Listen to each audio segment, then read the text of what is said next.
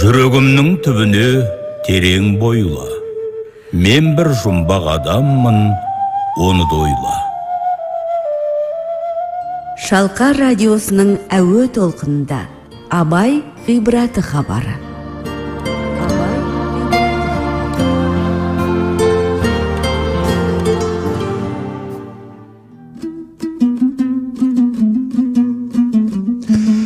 Ассалаумағалейкум, құрметті Шалқар ұлттық арнасына құлақ түрген барша тыңдарман.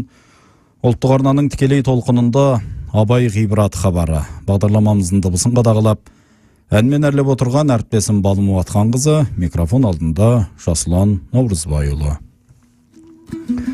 Бүгінгі Абай ғибраты хабарының қонағы философия ғылымдарының кандидаты, абайтанушы ғалым Асан Омаров. Қош келдіңіз Асан аға студиямызға. Рахмет. Бірінші сізге осы Алаштың астанасына, елордамызға қош келдіңіз дейміз аға. Сонау Абайдың елінен, шығыстан Астанаға қош келдіңіз. Рахмет, қарсы алып жатсыздар, шақырып жатсыздар, соған ризамын. Асан аға, енді студиямызға үлкен абайтанушы өзіңіз келгеннен кейін біз көп дүниені айтқызғымыз келеді. Жалпы осы абайтанудың жалпы мәселелері, өткені, қазіргісі, болашағы, Абайдың толық адам деген тақырыбы жайлы да білгіміз келеді. Жалпы Абайды насихатталуы, жаңаша насихаттау, өзіңізбен айтылар әңгіме өте көп аға. Мына еңбегіңіздің өзі биылғы шыққан 2 томдық. Бірнеше хабарымызға арқау болады. Ал енді бірден әңгімемізді осы Абай тану ғылымы қай кезден бастап алды деген кезде, кезінде мына Абайдың көзі тірісі кезінде шәкәрімдердің еңбегін, ұлы Тұрағұл, Көкбайлардың осы Абайдың өлеңдерін мына Алаш қайраткерлеріне беруі, одан кейін кешегі Әлихандар, Міржақыптар, Мағжандардың Абайды зерттеуі, содан бері қарай жалғасуы, осы Абайдың көзі тірі кезінен бастап алды деп айтуымызға болады ғой, абайтану. Ал енді бүгінге қалай жетті, енді мұны халық біледі ғой. Ал енді бүгінгі таңдағы Абайдың насихатталуы, аға, әңгімемізді осыдан бастайықшы. Жақсы. Енді Абайдың насихатталуы көңіл көншітеді, өте биік деңгейде деп айтуға жарамайды. Бірақ сол 90 жылдары тәуелсіздік алған бетте сол Абайға деген құлшыныс, эйфория Абай той өткенше күшті жүрді. Көптен кітап шықты. Ағжан Машанидың Абай және Фараби деген кітабы, Ғарифолла есімнің Хакім Абай, Мырзахметовтің Мұхтар және Абайдың шығысы деген тәуелсіздік алған жылдар. Солай көп шығып зерттелді. Одан кейін бірте-бірте сол біраз сарқылып тоқтап қалды. Енді Абайдың өзі айтады ғой, сен асықты екен деп Алла өмірін өзгертпес дейді. Біз абайтанушылар мектепке барсы егеді, жоғарғы оқу орнына барсы егеді бармандаймыз. Абай халыққа жақындаса деп. Бір жақ Дулаттың арманы ғой, ол халық мәдениетті болады, өседі, сол кезде Абай халықтың жүрегіне жақындай түседі деген арманы болған. Соны бізде солай болған, бірақ зерттеушілік Абайда қазір тоқтап қалды. Мына тойдың қарсаңында Абай академиясын ашайық, Абай орталығын ашайық деп жатқан өте дұрыс. Бұл ауадай қажет нәрсе. Абайды түгенде білу аяқталған жоқ. Оның басты себебі Совет үкіметі кезінде Абайды тек әдебиет классигі ретінде ғана зерттеуге мүмкіндік болды. Абайдың философиясын, Абайды ойшыл ретінде зерттеуге жол жабық болды. Сондықтан өзіңізді айтып отырсыздар, Мұхтар Әуезов Абай философ емес дегенге дейін айтты. Иә. Соған көп өзіңіздің әріптестеріңізден сұрасақ, Әуезов Абай философ деп айтпады, бірақ Абай философ не себептен айтпағанын өзіңіз айтып кетіңізші аға. Бұл арада құпия тереңде емес, оңай нәрсе. 31 жылы 6 ай түрмеден шығып Мұхтар Әуезов, 32 жылы Абайдың тұңғыш жинағын дайындады да жарыққа шығарды Қызылордада. Сонда ол кісінің көзі жеткені Абайдың философиясы деп айту, қара сөздердің ақылесындағы иман, ғибадат, Құдай тану туралы айту, ол өзінің шоқпасымен бірде екен көз жетті. Түрмеге кетесің. Сондықтан қара сөздердің номерлерін ауыстырып, жаңа Құдай иманигүл туралы Тасихат деген кітабын 38 қара сөздік нөмірлеп жіберді. Неге? Бұл Әуезовтің сол саяси жағдай жақсы білгендігі. Содан кейін 53-54 жылы жас аспиранттар көбейіп, біз Абайдың енді ойшылдығын зерттеп таптап бергенде Мұхтар айтқан отырға. Ешкімде зерттемейді, бұл тақырып жабық. Себебі Абай философ емес деп жауап тастады. Себебі олар ертең басқа жағдай ұшырайтын әуез басынан кешіп отыр ғой. Совет үкіметінің идеологиясына Абайдың идеологиясы мүлде келмейді, қарама-қарсы. Абайдың екі сөзінің бірі Құдайды таны. Құдай арқылы сен адам боласың. Толық адам деген Құдайды тану ғой. Оны айтса қалай болады ол? Барлық мешіттер жабылып, шіркеулер күл-талқан болған кезде біз анандай Абайды анандай қылып шығарса ол жарамайды. Сондықтан Бейсенбиев деген бірақ азамат қорғады, ол Абайды материалист философ шығарды. Міне сол үшін докторский қорғады. Сол 54-55 жылдар. Одан кейін қорғалған жоқ. Енді қазіргі заманда біз керісінше бұл Абайды тек дидактика, тек ағартушы, тек әдебиет классика деп демей, негізгі төменгі қабатын зерттеуіміз керек. Абайды философиясын көрсетуіміз керек. Сонда Абай адамзаттың ойшыл екенін өзінен өзі шығып тұр. Бұл қазақ философиясына да өте керек қазір, ауадай керек. Сондықтан қазіргі Абайды зерттеймін деген кісі, ол әрі әдебиетші болу керек, әрі философ болу керек. Әрі дінді де білу керек. Мұны осындай түйсуді ғана Абай ашылады, Абай шығады. Бүгінгі таңдағы Абай танушылардың аздығы себебі осы ғой сонда. Себебі осы, себебі дайындық жоқ. Қазақ философиясының жағдайы анау, дін танудың жағдайы да онша емес деп ойлаймын енді. Сондықтан Абайға тісі батып, таратып, ашықтап айтуға дайын болмады қоғам, ғалымдарда. Әсіресе арнайы мотивация дейді ғой, мотивация болу керек. Жас ғалымдар Абай келу үшін, ол абайтанушы деп бұрын құрметтеп, Абайды шын мәнінде дәріптеп, мектептерде оқытылып жатқаннан кейін ол әңгіме басқа.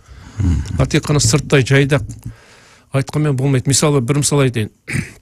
Совет үкіметі өзінде біз ана ғылым таппай мақтанба деген өлең бар, қарапайым. Оның бәрі дидактика деп саналды. Дидактика деген құрғақ өсиет. Әкенің балаға айтатын өсиет. Жаман болмай, жақсы болды, былай деген. Онда тек дидактика емес, оның ар жағында шынайы хақиқат өсиеттер тұр. 5 нәрсеге асық бол дегенде. 5 нәрсеге асық бол дегенде. Әлгі Абай атамыз айтады. Еңбек, талап, екеуі. Бұл дүниеге керек нәрсе. Онсыз сен байы болмайсың. Еңбек талап осы дүниеде харекетке керек, өте керек. Одан ортасын қара, терең ой. Терең ой деген Құдайды тануды айтып тұр. Басқа мағына жоқ онда.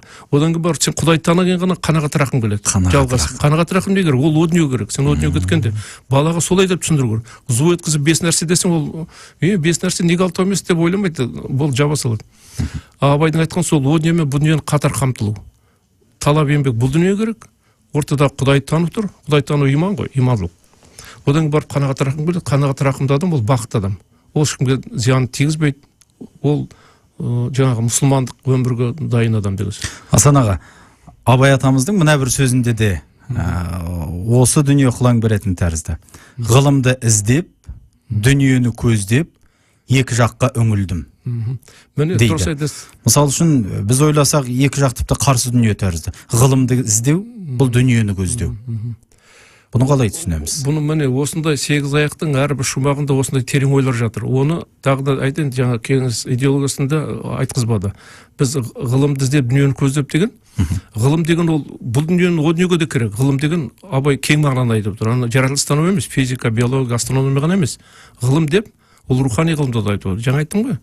Рухты тану, жанды тану, көрінбейтін нәрсені сезу, хикмет. Сонда ғылым деген жалпы керек нәрсе. Ол не керек? Ол мына дүниеге деген дұрыс дүниені көздеп. Ол қарама-қарсы жоқ, дүниені көздеп. Екі жаққа үңілдім дегенде, екі жаққа міне данышпанды қосарда Абай айтып отырғаны, екі жаққа осы дүниенің де қажетіне керек үңілген. Және жан әлеміне де. Жан әлемі, жан талабы неме деген құмар. Біз оны Совет үкіметінде батыс пен шығыс деп солай кесіп тастаған. Міне батыс пен шығысқа қараған деп. Егер батыс пен шығысқа қараса, ол әрі қарай айтпаса да Абай. Екі кеме құйрығын ұста жетсін бұйрығын деген сөз бар. Екі кемені ұстай алмайсың ғой. Ол мүлде екі бөлек нәрсе. Батыс пен шығыс мүлде екі бөлек нәрсе емес. Ол батыс пен шығыс ол бір адамзаттың баласы. Олардың құндылықтары ортақ, көп құндылықтары. Менталитеттер, ұлттық ерекшеліктер болғанымен. Міне ғылымды көздеп неге? Мына Еуропа неге алға шықты? 3 ғасыр бұрын әлде жол атпайды ешкімді. Себебі олар ғылымды алдыға қойды. Ғылымды көздеді. Абай міне сол кезде көргендік міне айтты, ғылымды көздіңдер деп. сол ғылымды көздеген шығыста жалғыз Япония, Жапонды. Ол да алға шығып кетті мені. Қай ел ғылымды көздейді, абай айтып отырған. Ол міндетті түрде алға шығады. Кім ол ғылымды менсінбейді, немесе көздемейді, басқа бір құндылықтарды алады. Мұсылман әлемін алайық. Шығыстың қай елін алсақ та, олар қала береді. Себебі осы арада енді ғылым танымына ауысатын сияқтымыз әңгіме. Иә, Асан аға, кезінде Мұхтар Әуезов Абайдың айтқан ойлары, жеткізбек өсиеттері адамгершілік тәрбиеге тіреледі деген болатын. Абайда адамгершілік деген қандай ұғым аға? Адамды Абайдың мұны түгел мұрасы, телегетеңіз мұрасы бәрі адамгершілікке, бірақ Абайдың адамшылық тәрбиесі біздің ойдағыдай адамгершілік емес мәселе. Абайдың адамгершілігі ол мына ғалып бәйтеректің үсті біз көрген. Жапырағы бар, бұтағы бар, діңі бар. Ал ол бәйтеректің астында, жердің астында ол бәйтеректен үлкен бір нәрсе жатыр. Ол не? Тамыр жүйе, үлкен тамыр жатыр. Ол тамыр құдайшылық. Бұрынғы заманда құдайшылық дейміз, қазір біз құдайшылық дейміз, имандылық дейміз. Екеуі бір сөз. Сол Абайдың адамгершілігі, сол құдайшылықты танытып барып, сен содан кейін барып адам боласың. Толық адамның идеясы. Құдайды танымай адам болу деген ол жарты адам ғана боласың, жарым молла боласың дейді адам. Жарым молда, жарым адам боласың дейді. Сондықтан осы маңызды нәрсе, біз өзімізді ешкімді атеистпіз деп санамайды. Біз бәрімізді өзімізді санаймыз иманды құдайшыл деп. Бірақ Құдайды тануға дем қоймаймыз. Абай айтқан дәрежеде танығымыз келмейді. Ал Құдай өзі өмірдің тәжірибесі бәрінен Құдай өзінің бар екенін білдіріп отырады, сездіріп отырады. Оны ақылмен қауыз біле алмайды. Жүрекпен сезу керек. Жүрекпен сезу не істеу керек? Жүрек таза болу керек. Абайдың адамгершілік тәрбиесі жүректі тазартуға тіреледі. Өзі айтқанда айтады, жүректің көзі ашылса, хақтықтың түсер сәулесі, іштегі кірді қашырса, адамның хикмет кеудесі. Міне осы 4 жолмен Абай соңғы формуланы беріп тұр. Құдайды тану үшін жүрек ашылу керек. Құдайды танысаң, сен адам боласың. Ол толық адамсың. Сен маған сен жұмысшы бол, министр болған маңызды емес. Сен осында Құдайдың қамқорында осында бақытты өмір сүресің. Немере көресің, ауырмай сырқамай, сол 80-90-ға жетіп өлесің. Міне Абайдың айтып тұрған осындай хақиқаттар, тереңгі шындық. Енді осы Абайдың адамгершілігі жайлы айтып отырып, сіз мына толық адам деген дүниеге де жауап беріп отырсыз аға. Ал енді Асан аға, сіздің осы биылғы шыққан 2 том еңбегіңіз, жаңаша үлгідегі басылым Абай. Бұл кітап енді бұған дейін қолымызға тиген жоқ, Асан аға. Қазір міне өзіңіздің қолыңыздан көріп отырмын біреуін. Енді көп оқырмандарыңыздан естуім осы бір үлкен бір жаңалыққа толы еңбек деп осы кітап шыққан кезде көп айтты. Осы еңбектің ерекшелігі жайлы айтыңызшы. Қандай дүниелер бар? Рахмет Жасұлан. Енді бұл кітабым менің жазда Семейде жарық көрді. Сол Семей қаласында тұсаукесерін жасадым, ақсақалдарды шақырып, 40-50 адам. Сонда бұл кітап 100 ғана данамен шықты, өкінішке қарай. Енді менің ақшама байланысты, өз ақшама шығардым, өз қаржыма. Сол 100 дананың таралуының өзі көп әсер берді, адамдар жақсы пікірін айтты, ғалымдар да оң пікірін айтты бірден. Оқымаған адамдар ғана, ой, мынау не нәрсе деп, оқыған адам бірден дұрыс бағасын бере бастады. Себебі мұнда жаңа бағана айтып кеттім, Совет кезеңіндегі Абай әлемі мен қазіргі тәуелсіз кезеңдегі Абай әлемі бір бола алмайды. Бір екіштен сол кездегі ұрпақ пен қазіргі ұрпақ та бір емес. Ұрпақ басқа. Мына заман талабына сай өзгеріп отыру керек. Мысалы біз ұлттық өнерімізді де мына заманауи қылып бүгін заман талабына сай дәріптеуіміз керек, насихаттауымыз керек деген дүние бұл Абайға да керек па сонда? Абайға да тікелей қатысты. Бағана неге Мұхтар Әуезов Абай философ емес деді. Ол Абайдың жартысын айта алмады. Енді қазір біз мына жаңа заманның талабында Абайды ақын ретінде де айтамыз, философ ретінде де айтамыз, хакім ретінде де айтамыз. Сондықтан мына кітаптың менің енгізген үлкен жаңалығым деп болды. Өз жаңалығым Абайды бір ғана Абай емес, сатылап көрсету. Абайдың өсу жолын 7 саты қылып көрсету. Сонда ұғынықты болады, оқушыға да, адамға да. Қалай Абай өсіп отырғаны. бірінші қандай тақырыптарды таңдады, одан кейін неге мына тақырыпқа көшті, ағартушылыққа, одан кейін неге ойшылдыққа көшті, одан кейін неге хакімдік көріледі. Сол даму сатысына байланысты өлеңдерді шығып отырған. Сонда өлеңдер өзінің орнын алғы бір пешті қалау үшін кірпіштің әрбір кірпіші өз орнында тұру керек қой. Сол сияқты қаланып отырды да бұрынғы алғы белгісіз, жазылған жылы белгісіз деп ештеңе жарамай жүрген 15 шақты өлеңі орнын тапты. Міне мына арада отырдың орны. Деп мына даму сатысын 7 сатыға бөліп көрсету методикасының жақсылығы, жаңа бірде-бір өлең сыртта қалмайды абайдың. Бәрі өзінің орнына түседі. Сонда қараңыз қандай біз көп байлыққа кенеліп отырмыз. Абайдың әр өлеңі өзін тапқаннан кейін өз орнына түседі дегенде сіз кезең бойынша, дәуір бойынша айтып отырсыз ба? Кезең бойынша, абайдың өзінің өсу кезең бойынша айтып отырмын. Міне 40-тан 40-қа дейінгі кезеңі, 40-тан 50-ге дейінгі, 50-ден 60-қа дейінгі жаңа айтып отырмын ғой. Ойшылдан хакімдікке. Соның бәрі өлеңінде тұрады дерегінде. Терең ойлап қарағанда абайдың ана өлеңді неге 90 жыл айтпады, неге 95 жыл айтты? Лай суға қой өтпес қой өткенге дейінге ол өзінің өз жауабы дайын тұрады. Ешқандай қателесе алмайсың өзі айтып береді. Соған жаңағы оның өлең дерегіне қосымша жаңағы әлеуметтік оқиғалар болып жатқан. Жаңағы сайлау, абайды, Оразбайдың жаулықтары, соның бәрі ананы қосымша подтвердить деді ғой. Иә. Соны растап отырады. Сондықтан мен бір ғана нәрсе емес, өлең ғана 2-3 факторды алып, соны растап отырдым да, орнына қойдым. Сонда хронологиясы түзелді. Өлеңдердің хронологиясы. Оны кезінде заманда Кәкітай тұра қоймыз. Кәкітайдың өзі қойып шыққан. Петербург ана бірінші кітап шығарды ғой. Сол кезде Петербургтан айтты шұғыл.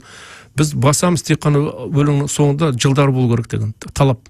Кәкітай отырып жазғанда сол 90 жылғы өлеңдерді қате жіберген көбін. Енді ойша қойды, ол кезде ол жас бала, жас жігіт қайдан біледі абайдың 85 жылғы өлеңін ол кезде 10-ақ жаста ол Кәкітай қайдан біледі. Соны ойша қойғандықтан көп қате содан кеткен хронологиясы. Соны мына жаңағындай эволюциясымен жете зерттеп уақиғамен бірге қарағанда өз шығып отырды. Мына өлең мына жердікі, мына өлең мына жердікі. Мысалы үшін жасымда ғылым бар деп ескермедім, өлең бәрін білеміз. Ол 85 жыл болып келеді. 1885 деп классика ретінде. Ол 1881 жазылған, 4 жыл бұрын жазылған өлең. Міне сол нақты дәлелдедім мен. 85 жыл ол ана ережені жазған үлкен оқымысты ғалым болып кеткен адам. Ол жасында ғылым бар адам емес, қолымды мезгіліне кестермейді деп айта алмайды ол кезде 85-те. Ол абайдан үлкен ғылым жоқ ол кезде ғалым. Бәрін біліп отыр. Сондықтан осылай орын-орнына түсті, ауысты. Екінші жаңалығы, үшінші жаңалығы жаңағы қара сөздердің бұрынғы ескі өзінің номерлері қайтты. Аға, енді мына өлеңдерге келген кезде қаншама жаңа өлеңдерді енді, осы кітапқа. Қаншама жаңа өлеңдерін зерттеп таптыңыз. Бұрынырақта да табылған, оны бір абайға қимай жүрген өлеңдерде болды, аға арасында мына жаңа мизам. Жаңа мизам деген өте маңызды өлең. Мен таңғалдым. Мынандай өлең қандай абайдың шығармашылық күшінің басталуында тұрған өлең ол. Абай неге ақындыққа кіріскен түсіндіретін өлең. Неге ашу ызамен әлгі елдің қатты сынап мінезін айтады ғой. Қалың келім қайран жұртым деген өлең қайдан шықты? Міне сол 80 жылда ол түрмеде тергеуде жүрген, түрменің алды, домашний арестте жүрген. Сол кезде жазған өлең идеясы өте күшті. Өзің алғаш шумағын өзің қараңыз. Орысқа қарағалы көп жыл болған дейді. Бірде еркек жоқ ел қамын жеген дейді. Қараңыз, бірде еркек жоқ, біліп отыр. Патшаға барып жүрген жақсылары шекпен үшін, шен үшін бос қамтылған деп бастайды. Міне бұл абайдан басқа кім айтады ол кезде? Көкбайды айта алмайды, басқа ешбір ақын айта алмайды, Тәңір берген. Олардың бәрі жас. Жалғыз орысша, қазақша білетін, жалғыз анандай биікте ойлап тұрған абай болатын. Сол абайдың үлкен өлеңі табылды, мен соған көп сілтеме жасадым, қуандым мұны. Сондықтан бұл абайды емес деуге ешкімнің дәті бармайтын өлең. Себебі айтып отырмын ғой ол кезде. Ал абай жазбаса кім жазды десе, болды, жоқ ешкім. Ауыз жабылады. Ол тіпті орысшаның өзін білмейді ол кезде қазақ өлең жазбақ деген. Амаларда ана жаңа закон, жаңа низам қалай шыққан, кім шығарған Петербургтың бәрін біліп айтып отыр. Қазақтың жағдайын бәрін. Яғни абайдың сол журналдарды оқып, кітаптарды оқып, өзінің орыс жолдастарымен әңгімелескеннің нәтижесінде жазған өлең. Содан кейін енді тағы бір өлең бар, соңғы 1904 жылы өлер алдында 2-3 күн бұрын қалғанда күбірлеп айтып жатқан өлең. Ол да Совет үкіметінің жағдайында кірмей қалған, сонда кіргізді. Мысалы үшін, дейді, күнәйім көп илдахи дейді. абайдың жаңа кешіре көр мұнымды, барар басқа жерім жоқ, сұндым хаққа мойнымды Құдайға. Ата-ана менің қара жер, аша көр енді қойныңды деп күбірлеп жатқанын қасындағы ақсақалдар, Ырғызбайдың ақсақалдар жазып алған. Соның естеліктің ішінде жатқан болады. Мен оны алдым да мені салдым бұл кітап. Неге салмаймын? Ол абайдікі екені көрініп тұр ғой. Соңғы өлеңі. Соңғы өлеңі күбірлеп жатқан иман сияқты айтқаны ғой. Енді 2-3 күн бұрын. Асан аға, енді осы кітаптағы мына абайдың қара сөздеріне келейік топтастырған. Мына Нұрсейіт қолжазбасында осы негіз 40 қара сөз деп айтылады ғой, иә? Одан кейін мына негізгі осы қара сөздері ғақлия болса, 38-ші бұл өзі бөлек кітап, Тасихат деген. Дұрыс айтасыз. Кітапқа қалай енді аға? Осы 40 қара сөз дедіңіз бе, әлде бізге жеткен енді қазір бірі білсе бірі біле бермейді. Әр қазақтың көкейінде абайдың 45 қара сөз деген дүние жатталып қалды аға. Сол енді стереотип болып, қазір сол біраз бөгет болып тұрған сол нәрсе. Бұрынғы Совет үкіметіндегі үйреншікті оқырманымыз, үйреншік кісілер мынаны қабылдағысы келмеуі мүмкін. Біз 45 дедік, болды 45 40 сөз деп. Шындығында абайдың енді ақиқатына керек, өзі айтады ғой, абай ақыл сенбей сенбеңіз дейді, бір іске кез келсеңіз. Абайдың өзі айтады, дұрыс жазыңдар деп.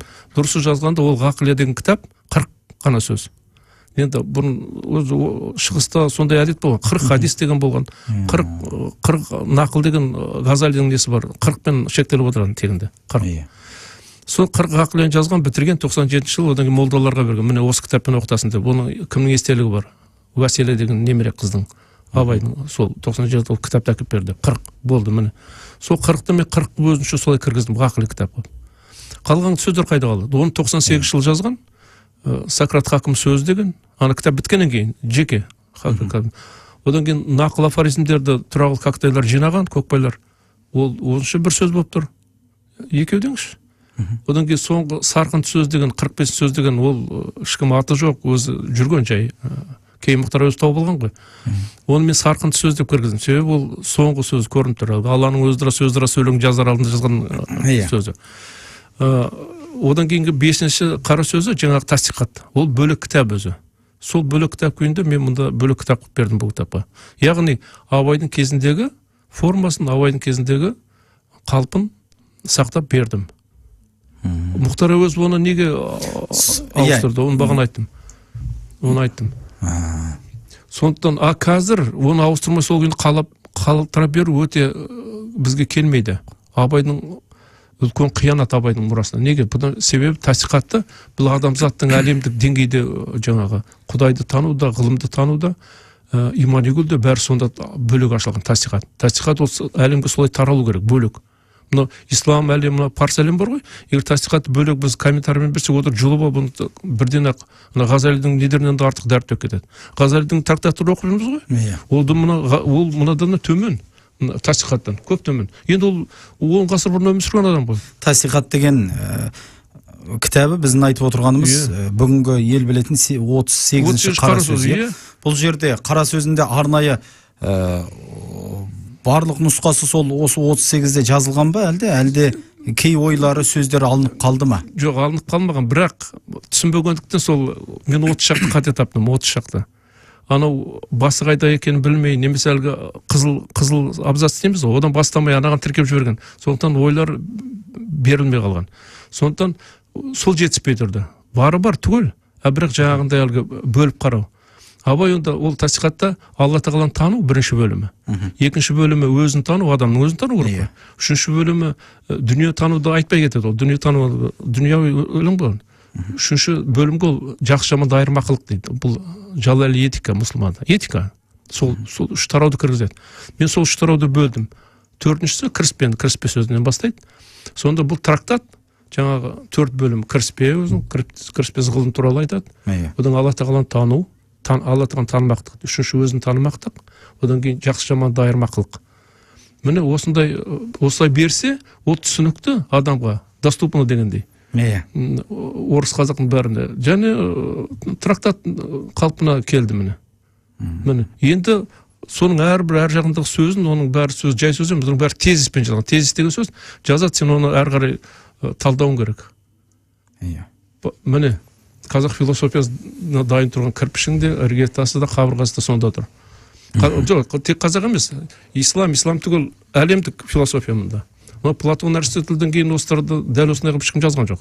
Гегельдер, кімдер жете алмады, Канттар оған, жете алмады. Одар мұны Абайдың насихатымен салыстырғанда, одар әлгі жас талап кірдеуге болады одарды. Одар жете алмады. Мұна ол таудың шыңында ортасына келіп демалып отырғандар олар мүлде. Мұны шыңына жеткен хақиқатқа. Иманигүлді айтқан, Абай ол жетіп отыр хақиқатқа. Иманигүл деген. Алла тағаланы сүй, адамзатты сүй, Алланың махаббатын сүй, адамның сүй, одан кейін жаңағы үш иманигүлді Абай айтып отыр. Міне бітті, сонымен точка. Сондықтан әлгі Абай әулие болған ба, болмаған ба деген ол осының бәрі жауабы бар. Жауап берген, одан артық әулие жоқ. Шындық хақиқатқа жеткен. Анандай хақиқатты айту, жазып кету, бұл енді айтып отырмын ғой. Бұл Евразияда болмаған құбылыс. Біз әлі толық өңіліп, толық Абайды білмейміз шынымен енді. Абайдың қара сөздерінде де, Абайдың өлеңдерінде де осы араб парсы сөзінен енген сөздер көп, аға. Оны біз бірін дұрыстап түсіндірсек, бірін дұрыс түсіндіреді алмай жатырмыз аға, мына сөздердің мағынасын. Ол жайлы да мына сіздің көп зерттеп айтқан дүниелеріңіз бар. Мысалы, махаббатсыз дүние бос деген сөзінде де. Одан кейін енді Абайдың әр өлеңі бір әлем дейміз ғой аға. Жалпы Абайдың өлеңдерін талдауда да сізбен осы бағана хабарымыздың басында да айтып жатырмыз ғой. Осы Абай ғибраты хабарының алдағы сандарында да біз Шалқардың шаңырағында дәл осы тақырыпта өзіңізбен тілдессек дейміз. Абайдың тереңдігін айтып жатырмыз аға. Сіздің көп әріптестеріңіздің пікірі, мысалы дінде мына шариғат, тарихат, мағрифат деген өзінің сатылары бар ғой аға. Соның ең кемелденген, ең биігі осы ақиқат дейміз, Әрине. Абай ақиқатқа жетті ме деген дүние, сұрақ, бұл көп айтылады, бірақ сіздің әріптестеріңіз жоқ, Абай ақиқатқа жетпеді деп жауап береді. Мен бұған жауап бере аламын. Оның жеткенін бұлай дәлелденеді. Мен сонда ойлаймын, бірінші біздің ақиқат деп айтып тұрғанымыз бұл қай ақиқат екенін нақтылап алу керек тәрізді. Бірінші, дұрыс айтасыз. Ол ақиқат Алланың ғылымы деген ұғымда жатыр. Алланың ғылымы деген бір, Алланың ғылымы деген біз ұқпаймыз да айтпаймыз. Алланың ғылымы деген мына жұлдыздар, галактикада тұрған жұлдыздар. Күннің батуы, адамдардың өмірге келу бәрі Алланың ғылымымен болып жатыр. Одан кейін біз Алланың ғылымын ашамыз да өзіміз аштық, компьютер аштық, ұялы телефонды аштық, кеудеміз соғамыз. Біз аша алмас едік, егер де онда Алланың қуаты, уже электронный молекуласы бәрі Алланың жасап қойғаны болмаса. Екі ұрпақ баладар сперма дайын болмаса, ұл мен қыз пайда болмаса, қайдан пайда болады? Бәрі Алланың заңы бар уже. Енді келешекте де ол мыңдаған ашыла береді. Біз кәрімет адамзатты асырап отырған 7 миллиард болды ма, 10 миллиард болса асырайтын ғылым ғана. Міне, сондықтан Абай айтады, Алланың 8 сипаты бар дейді. Соның ішіндегі ең бастысы қозғаушы ғылым дейді. Анадармен қатар қоймайды. Ғылым құдіретімен қалғандар соған шарық дейді. Көмекшілер қалған сипат. Көруші, естуші бәрі 8. Сондықтан біз бәрін 8-ін бірдей қылып айтамыз да, мән бермейміз. Абайдың отырғаны ғылымды жоғары қойып отыр. Ол қозғаушы. Сондықтан адамзаттың да қозғаушы ғылым болу керек. Ұлттың да қозғаушы ғылым болу керек. Біз егерде, мынау дайын компьютерді алсақ, неміз бар, миды қатырып деп, ұлтымызды ғылымсыз қалдырсақ, оның ақыл ой дамымайды ол ұлттың. Біз дайын нәрсеге үйренеміз солы. Потребитель дейді ғой. Абай соңғы жаңағы тасиқат аяқтағанда қалай аяқтайды? Былай аяқтайды. Біз қазақтар малды сатып, ғылымды кәсіп қылуымыз керек дейді. Мал деген мұнай, жылқың, газың бәрінде сат, сол ғылымға жұмса деген. Міне Абайдың көргендігі, данышпандығы. Ғылым деген кең мағынада айтып отыр. Сондықтан сол ғылым хақиқатты Абай 8 сипатына ғылымның ведущий, қозғаушы екенін біліп айтқан адамды біз әулие емес десек, ол хақиқатты білмеді десек, біз қалай боламыз? Онда кім біліп отыр? Қай мұсылман философ айтты осыны? Ғазали айта алмады, Фараби айта алмады. Кім айтты? Европаны қоя тұрып. Ешкімді айтқан жоқ. Сондықтан біз Абайдың адамзаттың әлемінде жай жаттандығып айта саламыз. Ол осындай неге тіреліп отыр? Шындыққа, формулаға, жаңағы толық адамды да Газали жазған, камил адамды, инсанил камил. Бірақ ол айтпаған, ол қайдан келген үш қасиет. Неге төртеу емес, неге бесеу, неге үшеу?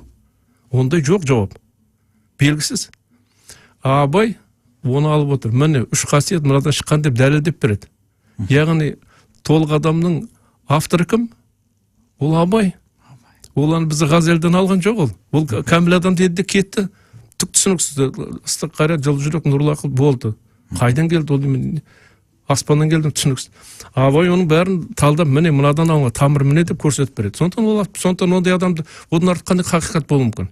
Егер адам өзін тануын айтып берсе, Құдайды танудың жаңағы сипатын түсіндіріп берсе, одан басқа хақиқат жоқ.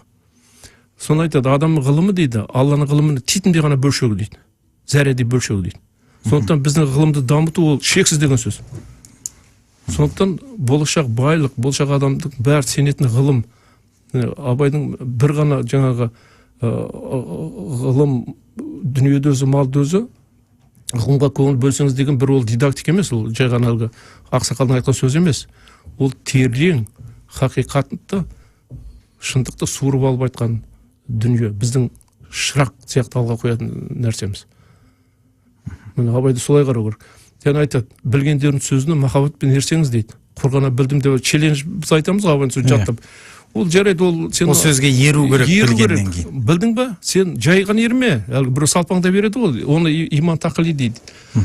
Махаббатпен ер дейді. Махаббат деген сен шын сеніп, жүрегіңді соған беріп, сонда сен ғалымда боласың, сен сонда жазушы жүрегіңмен беру керек. Абайдың айта беретін жүректі ол где-то бір неше 150 өлеңді айтады ғой, жүрек туралы. Жүрек, ит жүрек, сұм жүрек, жылы жүрек, барлық жүрек. Себебі жан жүректе орналасқан. Жаны мекен жүрек. Жанның керегі, жанның құмарлы, ол жаңағы тәндікінен басқа ол адамдық содан шығады. Асыл жүректен шығады. Жүректен жылулық достықпенен бұлақ шағып тарайды бар ғаламға. Мен Абайдың сөзі. Ол рас. Жүрек болмаса, онда хайуанмен ілесіпте. Хайуанда өмір сүреді, ол да өзінің тамағын іздеп тауып жейді. Сондықтан Абайды осы жан, жүрек, иман арқылы ғана танимыз, а ол философия деген сөз. Ол философ арқылы танимыз. Одан ақындық ешқайда қашпайды. Ол біздің ұлтымыздың бас ақыны болып мәңгі қала береді. Ол ана төмендету емес Абайды. Абайдың ойшылдығын көрсету, ол біз бәрімізді де көтереді, барлық қазақта.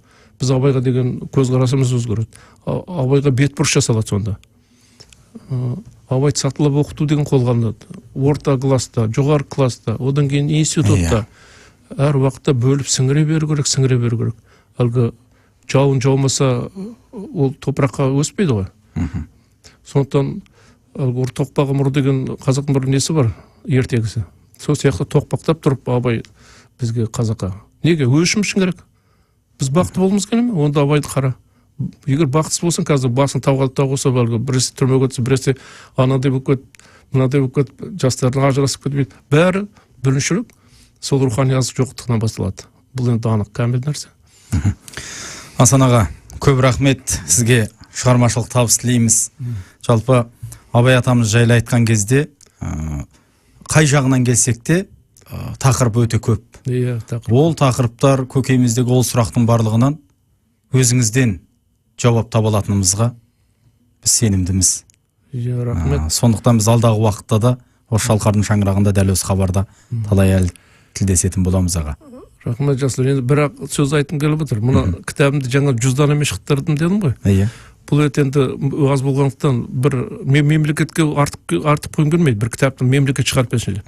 Бір әлгі спонсор дейміз ғой, демеуші. Азаматтар болса, бір баспегер азаматтар болса, олар өздері де зиян шықпайды кітап шығарып. Себебі халыққа керек кітап бұл. Сондай бұл хабарласып маған көмектесу, мен соған тіреліп тұрмын қазір. Кітабым бәрі дайын, соңғы бәрін қарап бітірдім, электронный несі. Бірақ енді баспадан шығаруға менің зейнеткер ретінде қолым қысқа. Тамаша, шынымен де бұл Абайды түсіндіруге, Абайды танытуға бұл еңбектің үлесі өте көп аға. Жаңаша дүниелер өте көп. Қарап отырсақ, 7 бөлімге бөліп жазған екенсіз. Осы Абай ғибраты хабарына 7 бөлімді бір тақырып қалып алуға татиды. Күшті болар еді. Асан аға. Сондықтан сізге отбасыңызға амандық тілейміз. Рахмет. Шығармашылық табыс тілейміз. Мынау елдің игілігі деп осы абайды түсіндірсем, абайды халыққа жеткізсем деген, бұл қазаққа тура жол көрсетсем дегенде ой тұрады абайтанушылардың көкейінде. Сондықтан сондай мақсатпен, сондай оймен жазылған еңбек. Әрине. Осы ұлтқа жанашыр талай азаматтар бар. Осыған демеуші болып, алда әр қазақтың төрінде тұратын еңбек болса деп біз де ойлаймыз. Иншалла соған жеткізсін. Мінекей құрметті тыңдарман қауым, сіздер Шалқар радиосының тікелей толқынында Абай ғибрат хабарын тыңдадыңыздар. Студиямызда қонақта болған философия ғылымдарының кандидаты, абайтанушы ғалым Асан Омаров ағамыз. Бағдарламамыздың дыбысын қадағалап әнмен әрлеген Балым Уатқанқызы, жүргізген мен Жасұлан Наурызбайұлы. Келесі тікелей толқында тілдескен шағайын. Ел аман болсын. Өзің үшін еңбек қылсаң, өз үшін оттаған хайуанның бірі боласың. Адамдықтың қарызы үшін еңбек қылсаң, Алланың сүйген құлының бірі боласың.